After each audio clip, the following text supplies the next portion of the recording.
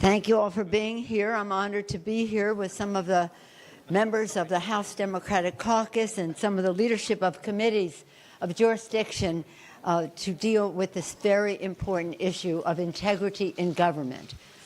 Especially want to acknowledge the work and leadership of Congressman John Sarbanes over the years. They developed an initiative that gathered steam across the country. 100 candidates across the country signed a letter saying they wanted H.R. 1 to be one of the first orders of this new Congress. Thank you, John Sarbanes. We're joined by Jerry Nadler, the chair of the Judiciary Committee you'll be hearing from, Congresswoman Zoe Lofgren, chair of House Administration Committee, Congressman Elijah Cummings from Government Oversight and Reform, John Sarbanes, I acknowledged, the chair of the Democracy Reform Task Force, Congressman John Lewis, our hero on all subjects, and Congressman David Price, who's been a champion on this for decades, and Congresswoman Veronica Escobar, member of the freshman class, who will represent the views of that very transformative, diverse, beautiful, energetic freshman class that is energizing the Congress. So yesterday we made history, again, swearing in this transformative freshman class. When they took the oath, they made a difference. Today, guided by our new members and the American people that they represent, that we all represent, we are introducing H.R. 1 to hold legislation to clean up corruption and restore integrity to government.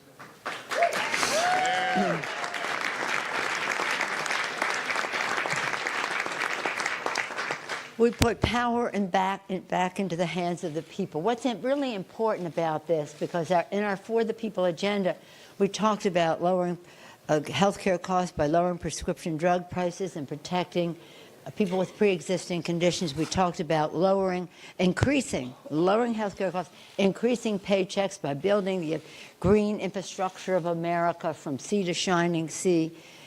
And we gave people confidence that this could happen in a way that was in the people's interest, not the special interest, because of H.R. 1.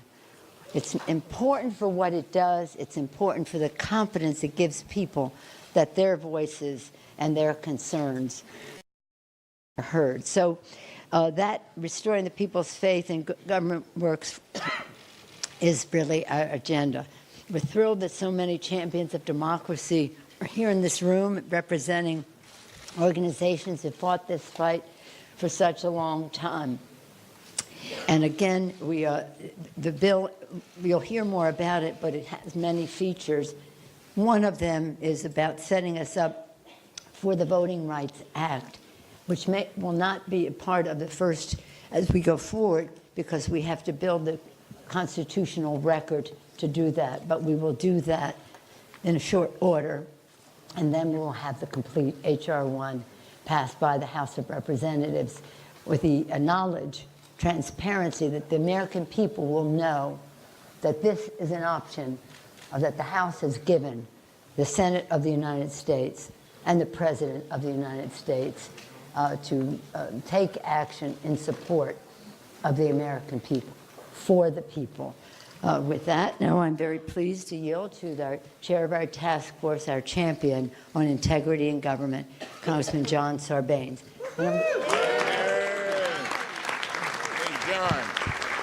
Good morning, everybody. Thank you, Speaker Pelosi. Thank you for your leadership and your commitment to this agenda of giving the American people their voice back. Last year, when candidates were out campaigning to their constituents, new candidates, and candidates were running for re-election, we heard loud and clear from the American people that they feel left out and locked out too often from their own democracy, that they want us to fight the culture of corruption, they want us to clean up Washington, fix the system, and give them their voice back. They want to be able to get to the ballot box without having to run an obstacle course. They want it to be easy, not hard, to register and vote in America. And H.R. 1 will address that concern. They want to make sure that when people come to Washington to serve, whether it's in the legislative branch or the executive branch, or as a member of the judiciary, they behave themselves, they abide by ethics, they have integrity, that they're open and transparent. So H.R. 1 addresses ethical responsibility. And finally, they kept saying to us over and over and over again, don't get tangled up in the money. We don't want special interests and people who write big checks to govern our democracy, to determine what the legislative calendar is going to look like. We want the people's priorities to be reflected. So we have to fight back against special interests and big money, and H.R. 1 does that. We carried a message of reform, of fighting corruption, of cleaning up Washington. We made a promise to the American people. The new members who've come made that promise and made it clear they wanted this to be the first order of business. So H.R. 1 is delivering on that promise back to the American people and telling them, in return for you giving us the gavel, we are going to do everything we can every single day to give you your democracy back and make sure that this truly is a government of, by, and for the people. So thank you for being here today. And it's my privilege, someone who's been a fighter for democracy, he talks about fighting for the soul of our democracy every single day, the new chairman of the Oversight and Government Reform Committee, Elijah Cummings. Elijah. Thank you very much. Thank you. Thank you, John. John, I want to thank you for putting your blood, sweat, and tears in this effort. You have been simply spectacular. I want to thank Speaker Pelosi, Majority Leader Hoyer, and for your leadership with regard to this historic package. The midterm elections were monumental and indeed historic. The American people gave Congress a mandate to finally start conducting credible oversight and enacting reforms. Over the last 2 years, President Trump set the tone from the top in his administration that behaving ethically and complying with the law is optional.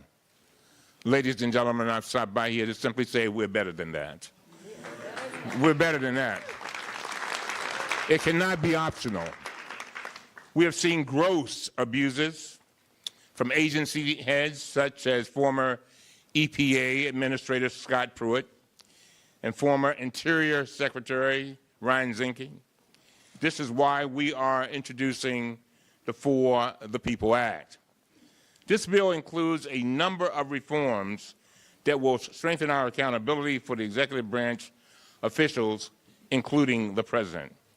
Here is what we are focusing on in our Oversight Committee, requiring the President to disclose his financial interests as soon as he takes office or she takes office, prohibiting executive branch officials from lobbying their own agencies for 2 years after they leave, prohibiting procurement officers from going to work for companies they awarded contracts to for at least 2 years after they leave, strengthening the government's ethics watchdog, the Office of Government Ethics, and making it more independent, making any waivers from ethics rules available to the American people. Finally, requiring senior government officials to disclose political contributions they received before joining the government. I'm anxiously looking forward to the hearings on H.R. 1, and now it gives me great honor and great privilege to introduce my great colleague and just a fighter for all of these kinds of issues, the distinguished chairman, newly minted chairman of the Judiciary Committee, Jerry Nadler.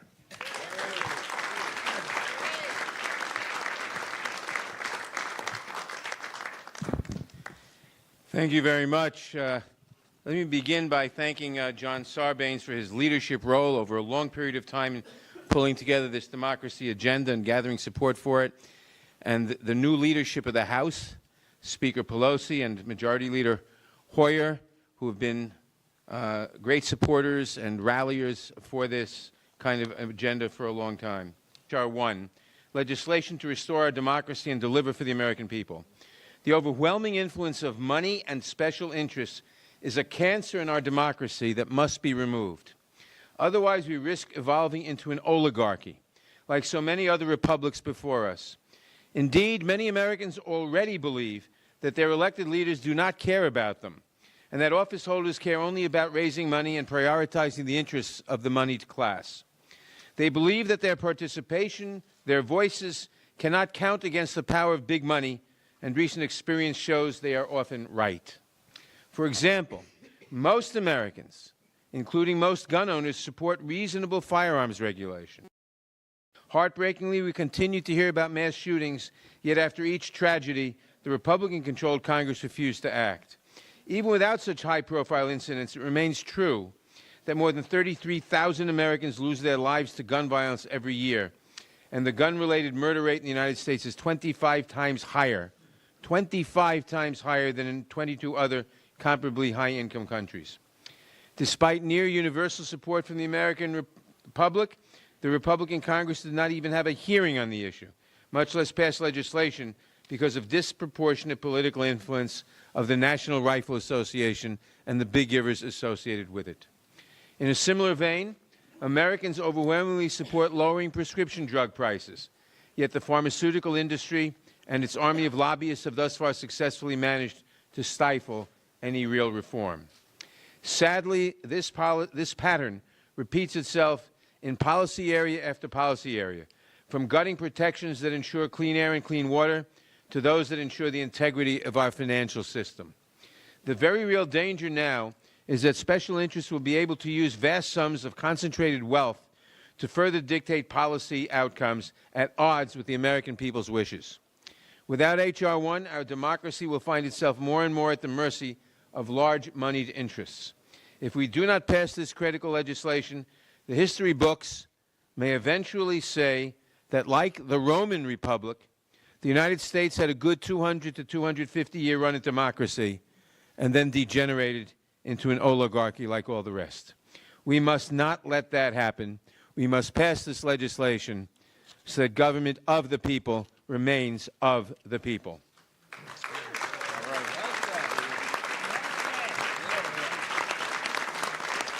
And now, I am proud to introduce one of the people who has perhaps had the greatest role in making sure that government is of, by, and for the people in the last century, our great moral leader and great legislative leader, Representative John Lewis. All right, John.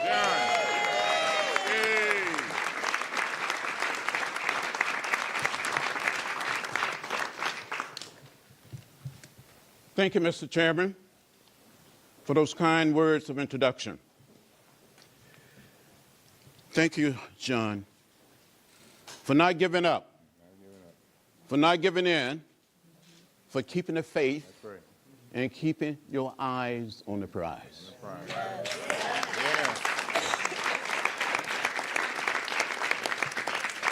The last 2 years have made it clear there are forces which invest thousands and millions of dollars in drowning out the voice of the people of this country. But in the last election, the people spoke, and they spoke with a mighty voice, and they will continue to speak. They used the power of the vote to create a more diverse, more progressive, and more outspoken House than ever before. Yes. I said on many occasions that the vote is the most powerful, nonviolent instrument of transformation we have in our democracy, we have in a democratic society. And at the foundation of our system, it must be strengthened and preserved. There are forces trying to make it harder and more difficult for people to participate. And we must drown out these forces.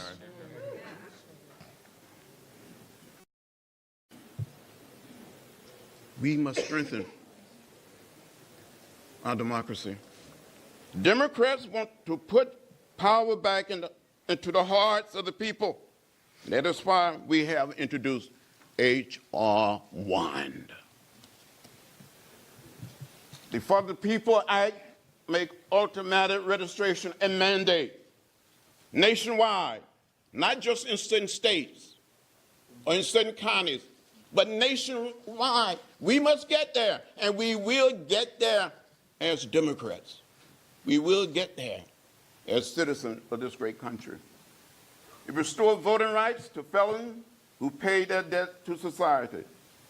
I truly believe, deep in my heart and my soul, the way votes were not counted and purged in Georgia and Florida Go on, tell it, John. and other states changed the outcome of the last election. That must never happen again Never in our again. country. Never. Never again. Never again. Never again, John. Never again. We will make it illegal. It also offers federal resources to secure the votes in states and localities around our country. With this bill, it is in keeping with the Voting Rights Act of 1965, where some of us gave a little blood on the bridge. Oh, yeah. We don't want to give any more blood. No, sir. But we have our votes. Yes. And we must use our votes Everyone. as a powerful instrument to change things. With this bill, we demonstrate that this House is for the people, and we will choose the side of fairness, equality, and justice over special interests every time. That's the right thing to do, and we will do it. Yes. Amen. Amen. Amen. Now it is my great pleasure to present a fighter, a warrior, the gentlewoman from the great state of California, a member of the Judiciary Committee, Representative Martin. All right.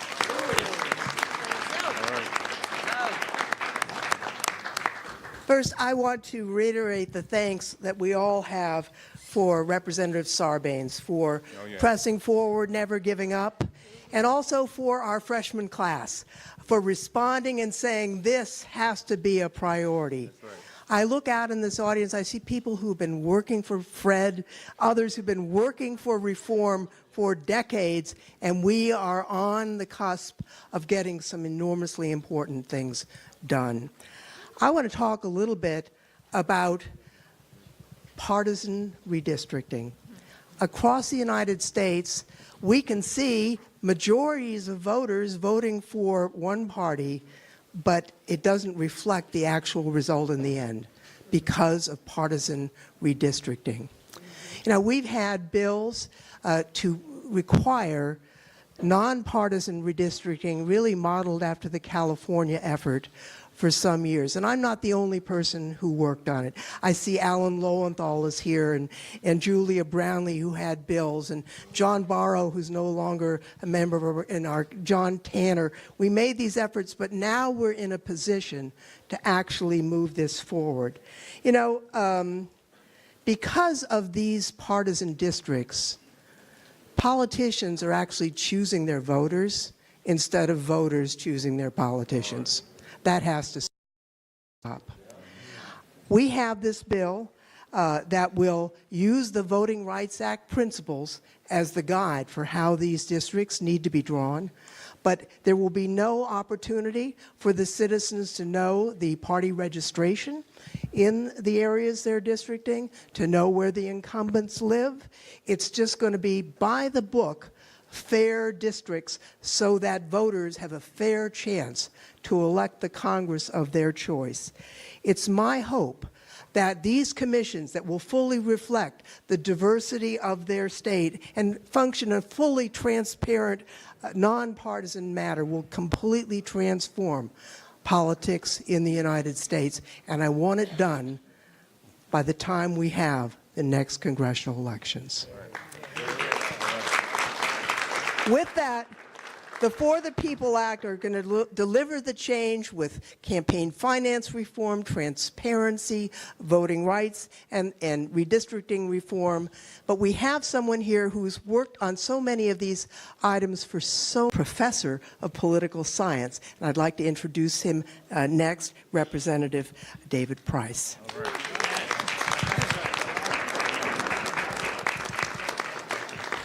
Thank you. I want to thank my colleagues, thank all of you for being here this morning, for your interest in what we're undertaking. And it truly is a momentous undertaking, as my colleagues have said.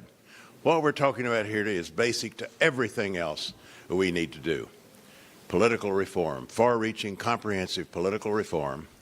And I, as a representative from North Carolina, have a special reason.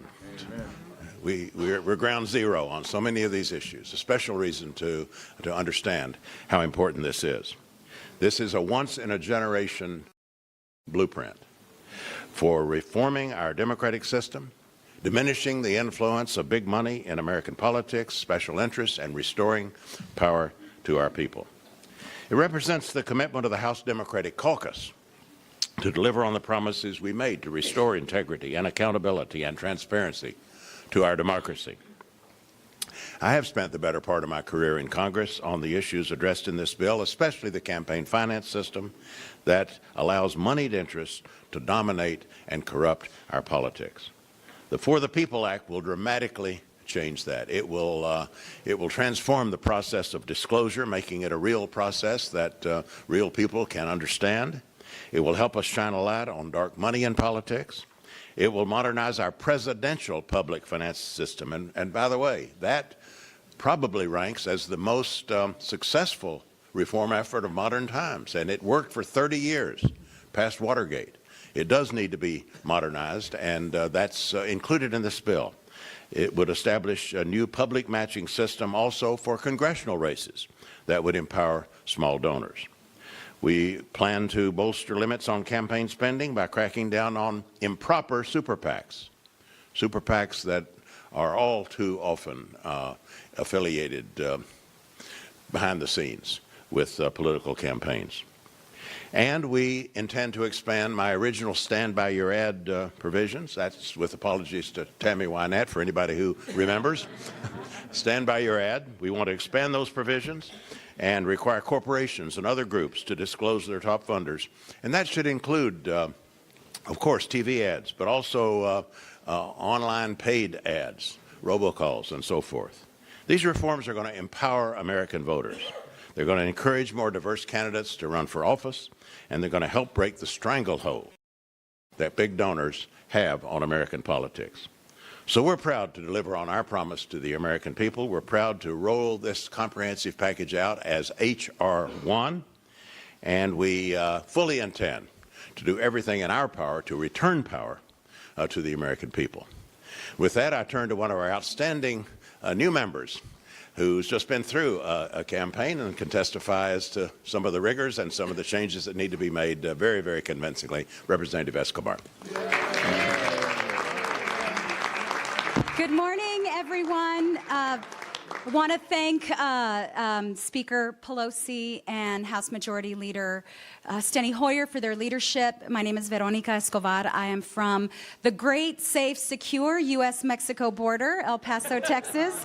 And I want to thank Congressman Sarbanes for the incredible privilege of allowing us as new members to be able to sign on to such a transformative piece of legislation.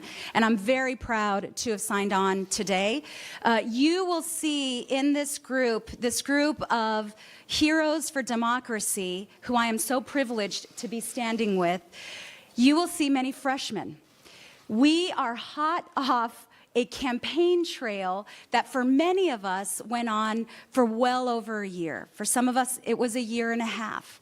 We spent every single day of our campaigns on the ground, talking to constituents, and I can tell you, speaking for myself and many of my freshman colleagues who I've spoken to over the course of our campaigns, cynicism and mistrust of Congress is at an all-time high.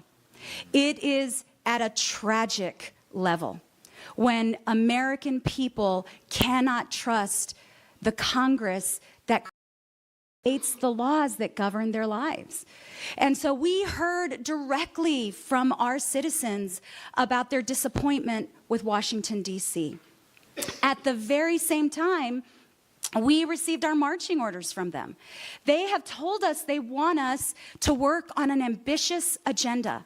They want health care. They want us to deal with the challenges of our generation in climate change. They want comprehensive immigration reform. They want investments in real infrastructure, not a monument to division like a wall. They want real infrastructure projects. But in order for us to be able to sell that to the American public and ask them for their faith and their trust in us, we have to prove that we are trustworthy. And that is why H.R. 1 is so critical. At the beginning of this new Congress, the 116th Congress, at the beginning of a new era in government and governance, we must demonstrate to the American public that we're willing to police ourselves in order to build the big projects and dreams and ambitions that they have for our country. You know, I come from local government. I spent over a decade in local government where we passed sweeping ethics reforms, campaign finance reforms, because if we didn't, our folks would have thrown us out of office. What is unacceptable at the local level has been acceptable in Washington, D.C. for too long. But Representative Sarbanes, thanks to you, that day is over and a new day has dawned. Thank you all very much.